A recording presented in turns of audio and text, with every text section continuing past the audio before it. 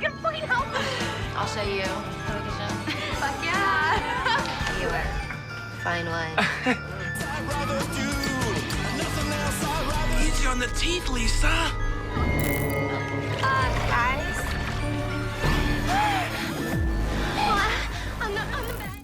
Rebecca Foster, a teenager back home from college, rises early one morning and packs for a weekend trip with her girlfriends from high school, Mandy, Missy, Kelly, Jessie, and Lisa. Her awkward religious fanatic mother, Rosemary, who was hoping to spend the weekend with her daughter to reconnect and work through their fractured relationship, shares her disappointment but gives Rebecca a couple of things for the trip and asks her to stay safe and away from sin. A few moments later, Rebecca steps out of her house and runs into her ex-boyfriend Todd, who has come hoping to rekindle his relationship with his high school sweetheart. Rosemary, who approves of Todd, begs Rebecca to stay home and spend the weekend with Todd, to Rebecca's annoyance. A few minutes later, Mandy arrives at Rebecca's house to pick her up and rescue her from her mother's persuasion. Rebecca and Mandy excitedly start their journey, while updating each other about their lives. After driving a few miles, Rebecca stops by a gas station and changes into revealing vacation clothing, leaving behind the conservative ones she wore to please her mother. A couple of hours later, the girls get to a house a couple of towns over, in Florida, where the rest of the girls wait for them. Missy invites everyone in and explains that her father, the ex-sheriff of the town, owns the vacation house and has offered it to the girls so they can relax and enjoy their break. The excited girls make themselves at home and discuss how to spend the weekend. They decide that none of them should be distracted by phone calls and collect all the mobile phones in a bag and lock it away while making sure the landline is disconnected. Before parting with her phone, Rebecca promises to update her mother soon and assures her that there won't be any illegal activities. The girls then take a swim in the pool and just have fun enjoying each other's company. Guys? They then make a plan to use their fake IDs to go to a very popular local bar called Wild Wiley's, which they have heard is the hot spot of the town. Later that night, the girls dress up and drive to the bar but are disappointed to find that the reputed bar is quiet, sparsely filled, and full of local old people. Despite their disappointment, the girls decide to give the place a try and spend the rest of the night drinking, having fun, and becoming quite the spectacle in the sleepy little bar. Then after a couple of hours, a man buys the group a round of drinks and Lisa goes over to him to thank him. The two start talking and walk to the back of the bar to get some privacy and get intimate. The rest of the girls make a plan to check on Lisa before the morning and continue to have drinks, dance, and have fun.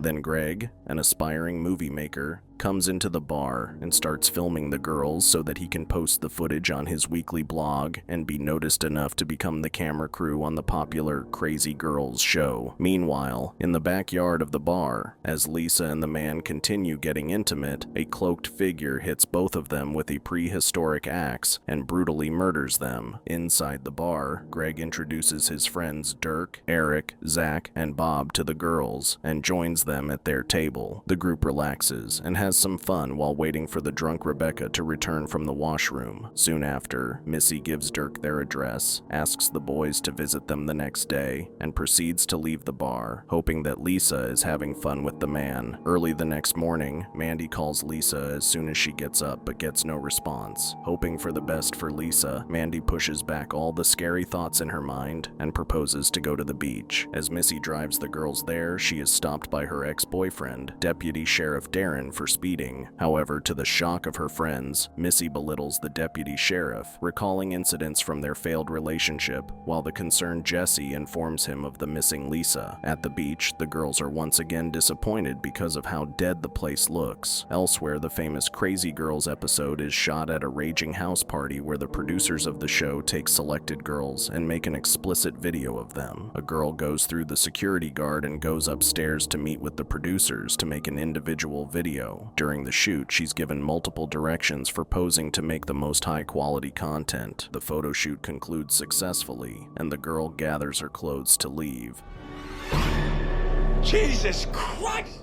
The terrified producer is confused by the cloaked figure in front of him and panikedly walks backward, screaming to know what's going on. The figure approaches the scared girl, brutally murders her with the prehistoric axe, and advances on the producer and the cameraman hiding on the balcony. The producer tries to protect his cameraman, fails to do so, and watches as his colleague is axed to death. Feeling cornered and out of options, the producer jumps from the balcony, hoping to land in the pool and save his life, but instead, he lands on the concrete floors below and dies on the spot. Back in Missy's vacation house, Missy gets a call from her father, who wishes them a relaxing experience and lies to his daughter, telling her that he is attending a real estate convention out of state when he's actually enjoying himself at the strip club. After Missy informs her father how boring their trip has been, he tells her to enjoy herself with her friends using the leftover party supplies he keeps. Then Missy informs her dad that Lisa is missing and that Darren is still stalking her, and he promises to look into both before he hangs up and goes back to enjoying himself. Missy takes Kelly to grab the stuff out of the garage and decorate the house with it, while Rebecca, Justine, and Mandy stay in the living room trying on different swimsuits. Is this the one?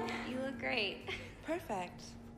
Todd is shocked by what he sees and makes sure to stay hidden in the backyard. Outside, as Missy and Kelly decorate the yard with the party favors, Missy is freaked out to recognize the deputy sheriff, sitting in his car watching out for any activities in the house, and screams at him, threatening to call the police on him for violating the restraining order she took out against him, which forces him to stay at least 100 feet away. This altercation is interrupted when Darren is alerted to multiple dead bodies in the next town and speeds there. Then once all the house is fully decorated with the party favors, they await the arrival of Greg and his men. As soon as the men get there with the much-needed booze, the party rages on. The girls couple with the boys, drink, swim, and just start to have a blast. Meanwhile, Deputy Sheriff Darren meets with the sheriff at the crime scene to discuss the case and learns that witnesses have described the perpetrator as a red-cloaked figure with an axe. He takes a closer look at the drawing of the axe made by one of the witnesses and realizes that it's a war hammer, a medieval weapon used by religious zealots for purification purposes. He then puts everything together and becomes extremely concerned about Lisa, who is still missing but is brushed off by the sheriff, who becomes frustrated by his deputy violating his restraining order. Back at the vacation house, Greg couples up with Kelly and the two head to her room for some private time. Kelly consents to being filmed, and Greg turns his recorder on and makes a quick stop at the washroom. He then returns to the bedroom, excited to be with Kelly. Before he can recover from his terror, the cloaked figure jumps out from behind the bed, hits him with the war hammer, and brutally murders him. Downstairs, the rest of the group continues to have fun. Dirk couples up with the shy Rebecca, and the two kiss to the dismay of Missy, who has developed a crush on the young man, while Eric sulks in the corner, bored out of his mind. Then the group discovers that they have run out of alcohol, and Bob is sent to go get more. The inebriated Bob struggles to open his car, and as he fiddles with his keys, the cloaked figure appears from behind, moves up next to him, and hits him. Before Bob can process what happened, the cloaked figure brutally murders him with the war hammer. Back at the party, Dirk and Rebecca get closer and go to her bedroom for some alone time. They start kissing, and as they're about to get more intimate, Rebecca asks Dirk to slow down as she's not ready to sleep with him yet, which infuriates him. With fury, Dirk becomes an insensitive jerk. He calls Rebecca nasty names and leaves her there to sulk on her own as he leaves, promising to sleep with one of her friends. Downstairs, while Zach and Mandy become closely acquainted, swim together, and kiss, Dirk returns from upstairs and declares that he wants to leave, which upsets everyone. Mandy suspects that something bad must have happened between Dirk and Rebecca, and as she proceeds to go check on her friend, Eric calms her down and volunteers to take on the task. Eric goes to Rebecca's bedroom and finds Rebecca sulking in the dark alone. He summons all his courage, approaches the hurt girl, and tries to calm her down through chit-chat. After spending a few minutes, Eric and Rebecca kiss, which infuriates Missy into accusing her girlfriend of going after her love interest. The girls get into an argument and Missy storms out to go back downstairs and finds the girls in the living room. Moments later, the doorbell rings. Zach opens the door and is confused to see a cloaked figure, but before he can inquire, the figure hits him with the war hammer and brutally murders murders him to the absolute terror of the girls watching the whole situation. Mandy and Missy breathlessly run upstairs, make a plan to get Kelly and Rebecca, call the police, and escape while Justine volunteers to stay back and distract the figure.